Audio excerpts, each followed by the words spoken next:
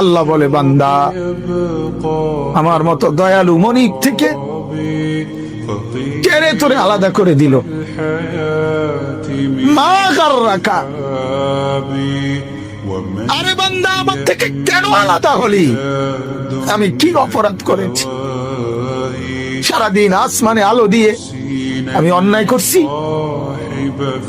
আজ আবার রাতের বেলা ঘুমের পরিবেশের জন্য অন্ধকার করে দিয়ে আমি অপরাধ করছি?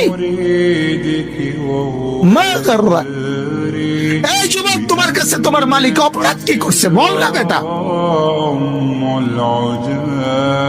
বল। কেন সেজদা করলি না ভাইয়া? আল্লাহ তোমার কাছে কি অন্যায়টা করছে? কি অন্যায় কি না দিছে মালিক? মা গাররাকা বিরাব্বিকাল কারীম।